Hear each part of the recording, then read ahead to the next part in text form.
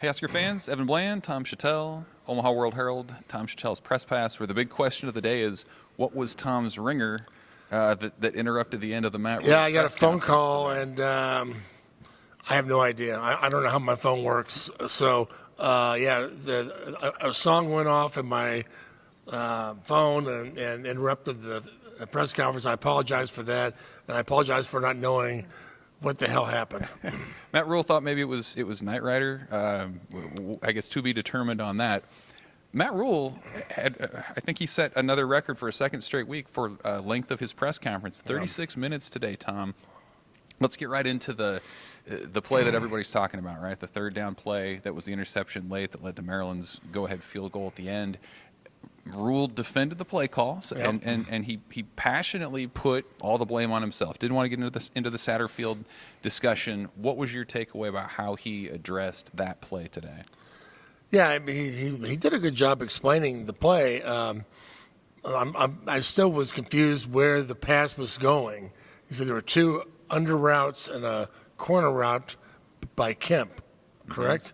Mm-hmm. And I think he was like, well, you're supposed to let the corner routes go first and maybe throw the corner route deep, or he wanted them in the back corner of the end zone, and they would have had it. He said it was a good play call. I and others have said you should have run the ball and kicked the three. He spent a good part of the press conference today defending Satterfield. Asked about changing coordinators. That's ridiculous. I'm not doing that, which was a great answer, unless you want Satterfield gone.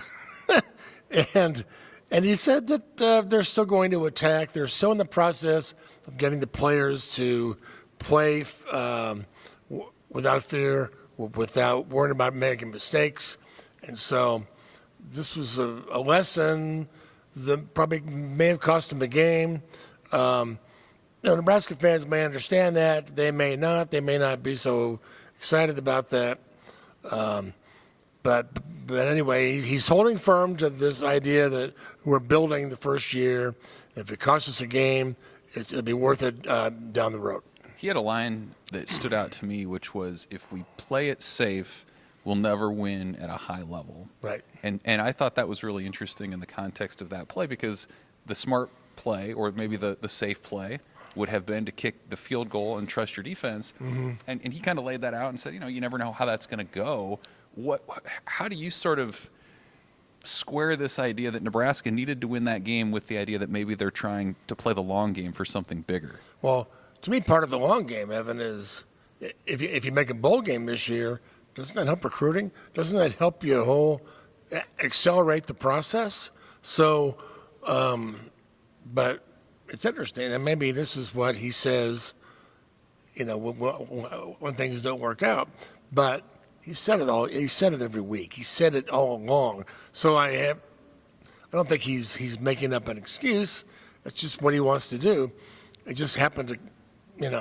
And look, there were other plays in the game besides that. That didn't cost them the game. There were other things that Sure. that were along the way. When you have 5 turnovers, you can't just point to one. But I don't know, folks. It's long-term, short-term, and the long-term won on Saturday. It's Wisconsin week, and today there was so much going on internally with Nebraska that Matt Rhule was not asked about Wisconsin until like 30 minutes into his press conference. That's unusual. That's what you usually do in a non-conference sort of week. What do you make of this Wisconsin team that also has a first-year coach? The talk out of there is a lot more kind of soul-searching than what Nebraska's got here. What do you make of the Badgers? Well, usually Nebraska's the head case or the mess going into this game.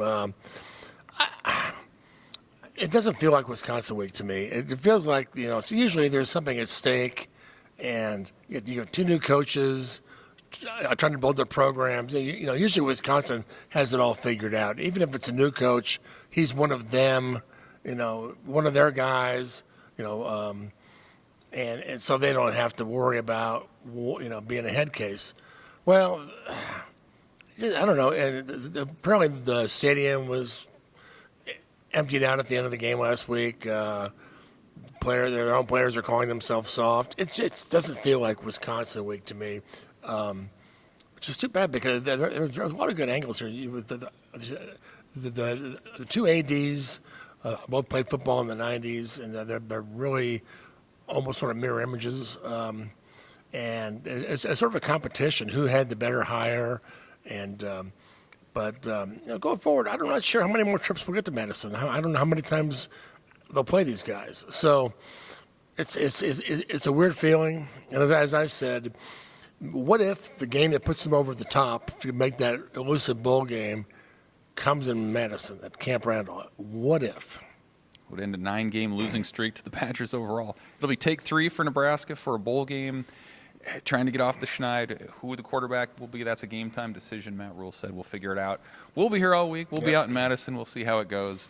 For Tom, I'm Evan. Omaha World-Herald, Tom Shatel's Press Pass. Thanks for watching.